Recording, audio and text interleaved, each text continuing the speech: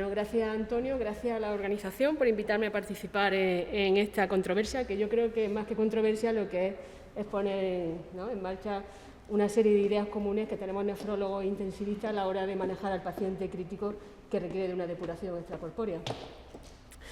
Hemos intentado, tanto el doctor Ballesteros como yo, dividir esta exposición, porque hay muchas preguntas que se pueden hacer sobre técnicas continuas, en 3-4 partes. Uno es cómo llevar esta depuración extracorpórea en el paciente crítico, cómo anticoagular al paciente crítico que está con una técnica continua, qué parámetros tenemos que tener en cuenta a la hora de programar una ultrafiltración.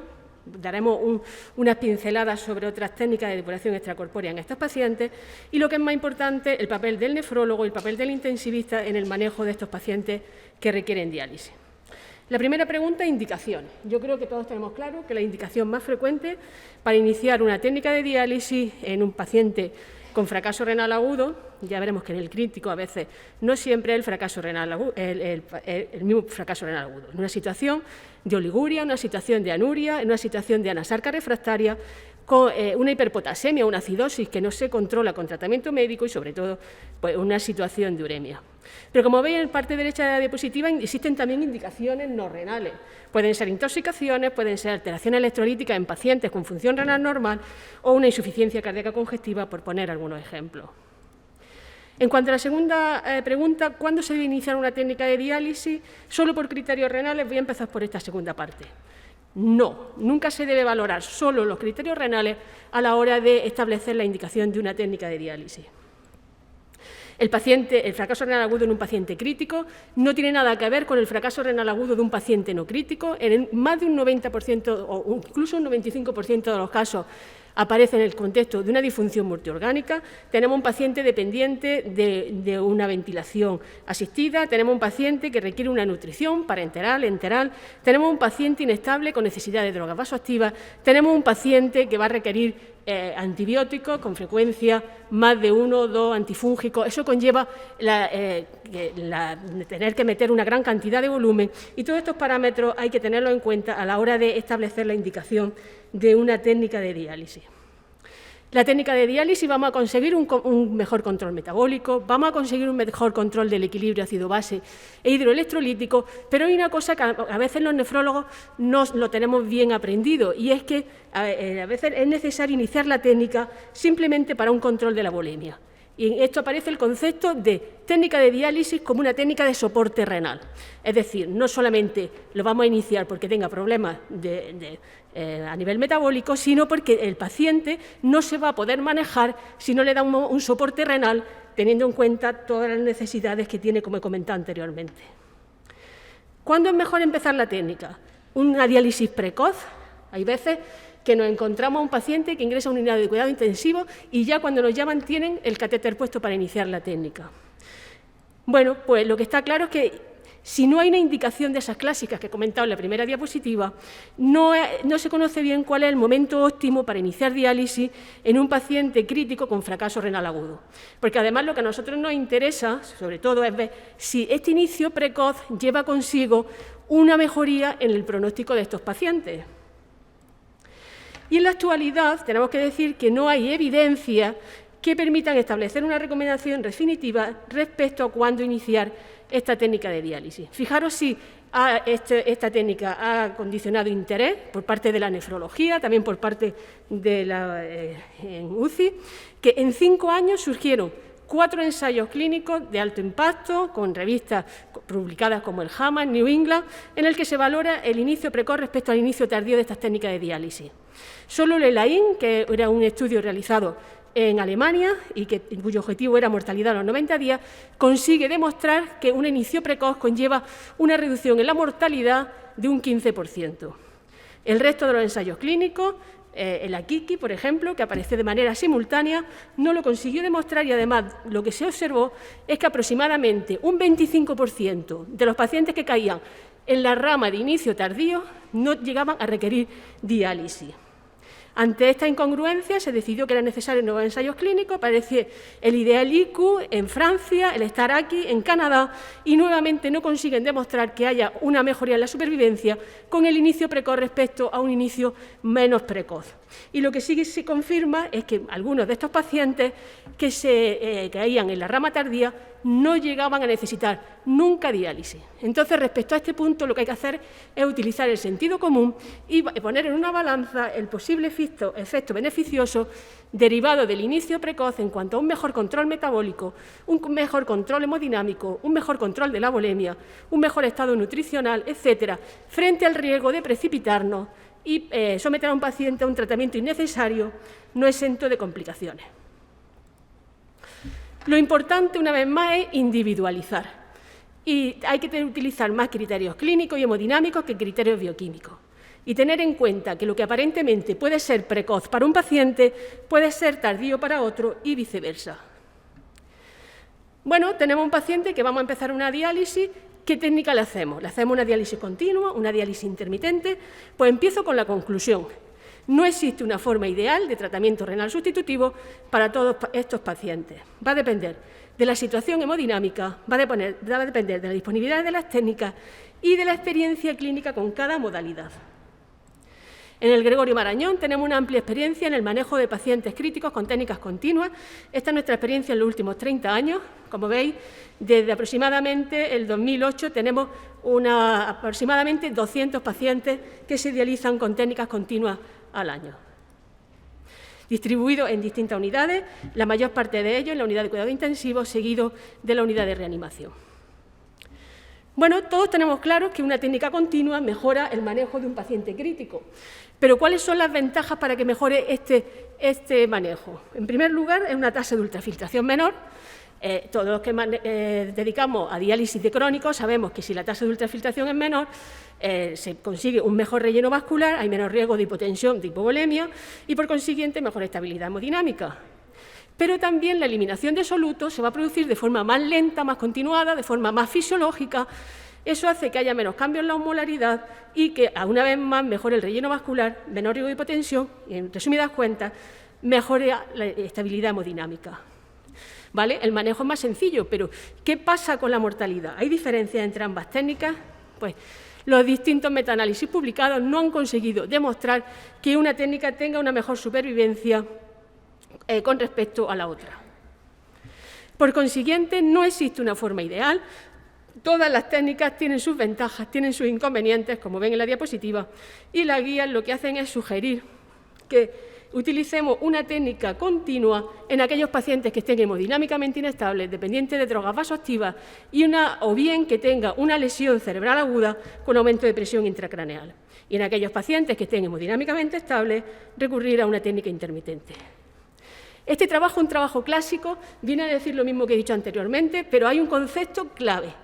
Ambas modalidades deben ser consideradas complementarias y no excluyentes en el tratamiento del paciente crítico con fracaso renal agudo. En resumen, no existe una técnica ideal, va a depender la elección de la situación clínica del paciente, de la logística de cada unidad y recordar que ambas técnicas deben ser complementarias en un tratamiento integrado y dinámico según las necesidades del paciente. ¿Y qué es mejor? ¿Hacer hemofiltración, hemodiálisis continua, hemodiafiltración veno-venosa continua? Pues si lo que valoramos son eliminación de pequeñas moléculas, el aclaramiento de pequeñas moléculas, es igual con cualquiera de las técnicas. Va a depender de la dosis de diálisis que utilicemos. Sin embargo, si lo que queremos eliminar son mediadores de inflamación, moléculas de mayor peso molecular, hay un mayor beneficio con las técnicas de hemofiltración, con transporte convectivo. A favor del transporte convectivo tenemos también muchos trabajos, sobre todo en pacientes sépticos, y en referencia a la eliminación de estos mediadores de la inflamación. Sin embargo, cuando trabajamos en hemodiálisis veno-venosa continua, con membranas de alta permeabilidad, como las que todos utilizamos en la actualidad, con altos volúmenes de líquido de diálisis, existe un aclaramiento convectivo adicional que a veces no lo tenemos en cuenta, por consiguiente, se ha minimizado la diferencia entre ambos transportes. Si valoramos supervivencia, vemos que no existen diferencias entre transporte convectivo y transporte difusivo. En cuanto a la supervivencia del filtro, parece que sí existe una cierta tendencia a favor de las técnicas difusivas. Así que, en resumen, no hay evidencias que demuestren mejores resultados de un tipo de transporte con respecto al otro. El aclaramiento de pequeñas moléculas, igual con ambos transportes. Aclaramiento de moléculas medias, mejor con transporte convectivo. Recordar el papel de la convección en la eliminación de los mediadores de la inflamación. Recordar también que en la hemodiálisis continua tenemos un cierto componente de aclaramiento convectivo y que se necesita menor dosis de anticoagulación. Por eso, lo mejor es combinar ambos transportes. ¿Cómo se calcula la dosis de diálisis? ¿Cuanto más mejor? Pues sabemos que no. El doctor Claudio Ronco, nuestro amigo Claudio, ya hace aproximadamente 20 años estableció que, este es un trabajo realizado en pacientes críticos sépticos, en los que divide en 3 grupos, un grupo con una dosis de 20 mililitros kilo hora, un segundo grupo de 30 mililitros kilo hora, un tercer grupo de 45 mililitros kilo hora. Y observa diferencia en la mortalidad entre el primer y segundo grupo, pero no entre el segundo y tercer grupo. Y establece que si queremos disminuir la mortalidad tan elevada de estos pacientes, la dosis mínima de aclaramiento sería de 35 mililitros kilo hora. Pero esto ha cambiado. Posteriormente aparece un ensayo clínico. Este ensayo clínico se realizó en Estados Unidos, la ATN. El objetivo era mortalidad a los 60 días, comparando un grupo de tratamiento intensivo, ya sea con técnica continua o con técnica intermitente, frente a un no intensivo. Comparaba en las técnicas continuas 35 frente a 20. No confirman beneficio de una dosis de diálisis con respecto a la otra, ni en cuanto a la mortalidad, ni en cuanto a la recuperación de la función renal. Un año más tarde aparece el RENAL, este caso en Nueva Zelanda. El objetivo era mortalidad a los 90 días, una rama de tratamiento intensivo, en este caso todos los pacientes estaban con técnicas continuas, 40 mililitros kilo hora en el grupo intensivo, 25 en el grupo no intensivo, y nuevamente no encuentran diferencia ni en cuanto a la mortalidad ni en cuanto a la recuperación de la función renal. Y ojo, aparece una cosa que todos vemos en la práctica clínica, y es que una dosis intensiva mantenida en el tiempo tiene efectos secundarios, no solo de hipofosfatemia, sino también de hipocalemia, pérdida de nutrientes. Podemos estar infratratando a los pacientes porque nos podemos estar llevando antibióticos con la técnica, otras drogas, etc.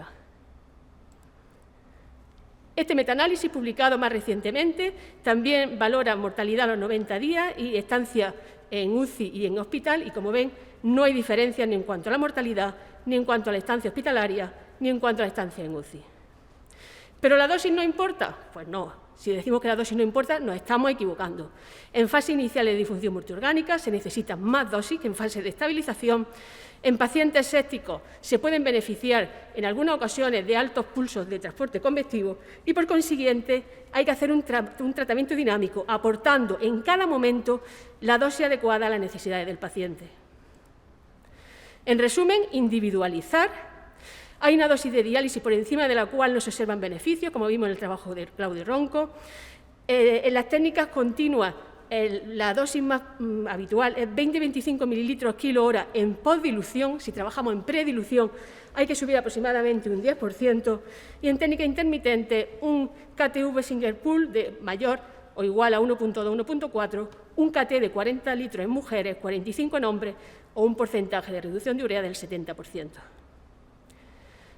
¿Cuándo está indicado pasar de una técnica continua a una técnica intermitente? Recordar, ambas técnicas, ya lo he dicho, deben considerarse complementarias en un tratamiento integrado. Un paciente crítico puede estar dializándose con una técnica continua, en un momento dado pasar a una técnica intermitente, y si con una técnica intermitente no se dializa bien, pues volver a la continua. Condiciones. Primera, que el paciente esté hemodinámicamente estable, que no dependa de drogas vasoactivas, y en nuestro caso, que no tenemos toma de agua en las unidades de críticos, que no sea dependiente de un soporte respiratorio invasivo. ¿Cuándo se plantea la retirada de una técnica de diálisis? Pues cuando veamos que el paciente se va a poder manejar sin ella. ¿Y cómo lo sabemos? Porque podemos manejar al paciente desde el punto de vista de alteración electrolítica, desde el punto de vista de la volemia, o bien cuando le hacemos un aclaramiento de 24 horas, que yo lo recomiendo que se haga siempre en estos pacientes, y tengamos un aclaramiento de creatinina mayor de 15 mililitros minuto, o bien cuando empieza a recuperar diuresis y tiene una diuresis espontánea más de 400, o forzada con diuréticos mayor de 2 litros. Acceso vascular, fístula o catéter. Una fístula nunca se debe de utilizar en un paciente crítico, salvo que haya una emergencia mientras se canaliza el catéter central o cuando el tiempo esperado en la estancia en una técnica continua sea corto. Por ejemplo, un paciente se opera, hace una hiperpotasemia, está en la REA y pensamos que en unas 8 o 10 horas vamos a poder solucionar el problema, pues utilizamos la fístula con bránula. Hay una cosa que es importante. Siempre hablamos de catéter no tunelizado en paciente crítico. Yo cada vez estoy teniendo más experiencia en el uso de catéter tunelizados para el manejo de pacientes críticos con fracaso renal agudo que tienen un tiempo de permanencia elevado en la técnica continua. Esto conlleva menor riesgo de infección, flujos sanguíneos más altos, menos coagulación y además facilita la movilización del paciente. Bueno, en el segundo bloque que vamos a tratar va sobre anticoagulación de estos pacientes en técnicas continuas. ¿Cuánto debería durar un filtro? Pues cuanto más mejor.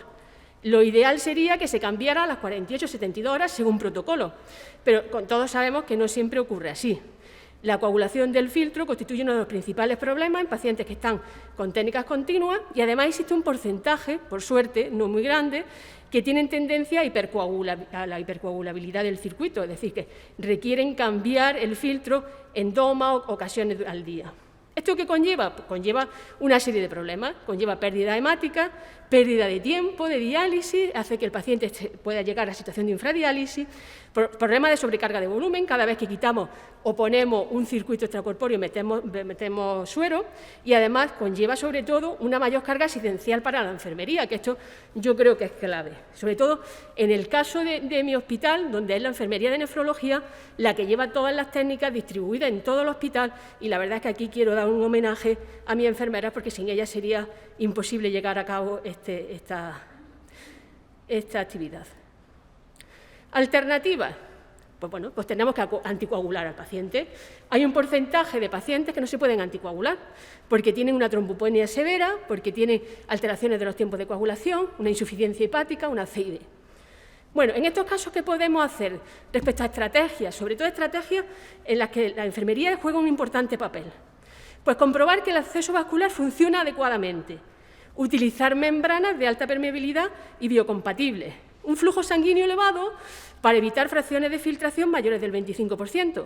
Si con esto no es suficiente y estamos trabajando con técnicas convectivas, pasar a predilución. Si no es suficiente, pasar a una técnica de hemodiálisis venovenosa continua. Y lo más importante, y esto es quien tiene el papel clave en la enfermería, es resolver lo antes posible las alarmas. Cuando con esto no es suficiente, tenemos que ver qué tipo de anticoagulación hacemos. Existe anticoagulación sistémica, la más frecuentemente utilizada es la heparina no fraccionada, en menos frecuencia se utiliza la heparina de bajo peso molecular, en algunos casos lo que se hace es utilizar las prostaglandinas, generalmente las prostaglandinas solas no valen, sino que tienen que estar en combinación con heparina no fraccionada. Y en casos excepcionales se ha utilizado el argatroban. En este momento, el principal debate es si utilizamos heparina como anticoagulación sistémica o citrato como anticoagulación regional del circuito. La guía de KDIGO ya en el 2012 decía que se tenía que utilizar citrato a todos los pacientes que no tuvieran contraindicación. Pero mi pregunta ¿es necesario el citrato para todos? Ya lo adelanto, mi respuesta es no. La verdad es que el citrato, la anticoagulación regional con citrato, es una técnica segura, una técnica que tiene menos riesgo de sangrado, es una técnica eficaz que permite mayores dosis de diálisis, lo que no ha conseguido demostrar a fecha de hoy es si mejora la supervivencia. Es verdad que al principio, mientras que uno coge carrerilla con la técnica, es un poco más engorrosa y además hay que estar muy pendiente de alteraciones del equilibrio ácido-base e hidroelectrolítico. Principales indicaciones de anticoagulación regional con citrato, pues las que he comentado antes, además de alergia a la heparina o plaquetopenia inducida por heparina o la hipercoagulabilidad del circuito extracorpóreo. Contraindicaciones, que no sé si son absolutas o relativas, una insuficiencia hepática grave o un shock séptico o un shock grave con hipoperfusión grave a nivel hepático y muscular. Y al principio, ojo, en los pacientes que estén hiperpotasémicos o con hiperfosforemia. En el 2019 arranca este ensayo clínico que intenta ver la influencia del citrato en la vida media del filtro, en la mortalidad del paciente, en la respuesta inmunológica del huésped, en la relación coste-efectividad, está pendiente aún de resultados. El año pasado salió en el JAMA, publicado este otro ensayo clínico, demuestra que el uso de citrato mejora la supervivencia del filtro, no mejora la mortalidad del paciente. Y en cuanto al objetivo secundario, consigue demostrar un menor riesgo de sangrado, no un menor número de transfusiones y tampoco consigue demostrar mejoría en cuanto a estancia en UCI ni en el hospital. Nosotros estamos ya en plan de empezar con anticoagulación regional con citrato y este es el protocolo que vamos a utilizar. Pasamos al tercer bloque. ¿Qué herramientas utilizamos en la práctica clínica para estimar la ultrafiltración? Ojo, nosotros somos médicos y los médicos no nos debemos olvidar que estamos ante un paciente y lo primero que hay que hacer es explorar al paciente. Lo segundo que hay que hacer, por lo menos lo que yo hago, es ver la gráfica, cómo está de frecuencia cardíaca, de tensiones, los balances, si orina, no orina, el balance de las últimas 24 horas y el balance acumulado. En tercer lugar, la placa de tórax, que a veces se nos olvida, nos vamos a un escáner y nos olvidamos de la radiología simple. Ecografía a pie de cama, las líneas B de Berley que dan una gran información, el estado de la vena cava. Ecocardiografía transtorácica a pie de cama. Y luego existen técnicas de monitorización hemodinámica mínimamente invasiva, el PICO, donde yo reconozco que me apoyo mucho en lo que me cuentan mis compañeros de intensivo y de anestesia. Pero existen parámetros que nos pueden orientar a si el paciente está hipovolémico o no, como puede ser el GEDI, el ELWI, la presión vascular pulmonar o, sobre todo, también la variabilidad del volumen sistólico, que es un predictor de hipovolemia en pacientes con shock. ¿Indicaciones de otras técnicas extracorpóreas? También participa el nefrólogo, aunque no sea una técnica dirigida al riñón. ¿Cuáles son las principales y en las que yo tengo más experiencia? En el tratamiento inmunomodulador del paciente con sepsis.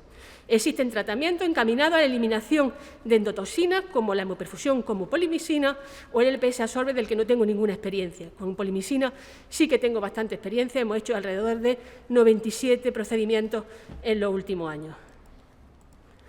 Existen otras que van encaminadas a la eliminación selectiva de citoquinas, como la plasmafiltración con absorción.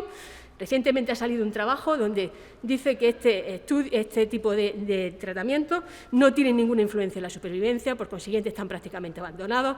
Algo parecido ocurre con el citosol y ahora existe un filtro también con capacidad de absorción de citoquinas que todavía está en plan de empezar a ver cómo va. Y luego existe una membrana que utilizamos habitualmente en pacientes con hemofiltración, que es el filtro Siri, que por sus características de membrana le hace una buena membrana no solo por su capacidad de un buen transporte difusivo, un buen transporte convectivo, sino que tiene también capacidad para absorber endotoxinas y eliminar citoquinas. Existen técnicas de soporte pulmonar en las que yo reconozco que aquí me dejo influenciar por lo que me dicen mis compañeros de intensivo. Existen dos sistemas, el multieco, el Prismalum. Son membranas de oxigenación extracorpórea que van dirigidas, van dirigidas a la eliminación de CO2. Y lo que hacen es conseguir una ventilación protectora en pacientes con distrés, pacientes intubados con hipercapnia y que con frecuencia están también dependientes de una técnica continua de reemplazo. Nosotros participamos también en el uso del ECMO. Este caso ya es un sistema de oxigenación con membrana extracorpórea.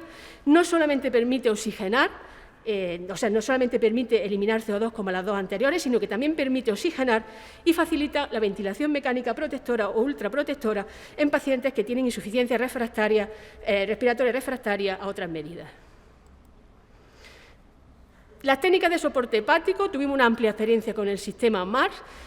Tengo que decir que desde hace varios años no se ha vuelto a hacer un sistema MARS, no lo han pedido los digestivos, no sé vosotros qué experiencia tenéis en el tema.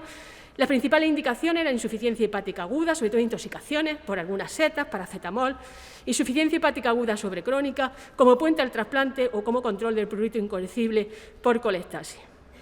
Y llego a la parte final, no por ello la menos importante, que es cuál debe ser el papel del nefrólogo y del intensivista. Yo voy a hablar del papel que a mí me corresponde como nefrólogo. Yo creo que al nefrólogo muchas veces se le llama ya al final del fracaso renal agudo, cuando hay que poner una técnica de diálisis, es que se le llama, porque hay muchos hospitales donde no se les llama. Y yo creo que el nefrólogo tiene un papel clave aquí, en el diagnóstico diferencial del fracaso renal agudo. Es verdad que la mayor parte de los casos son necrosis tubulares agudas, pero hay otras veces en las que no son necrosis tubulares agudas y no se nos puede pasar una nefritis intersticial inmunolérgica por antibióticos y no se nos puede pasar una vasculitis o no se nos puede pasar una microangiopatía trombótica.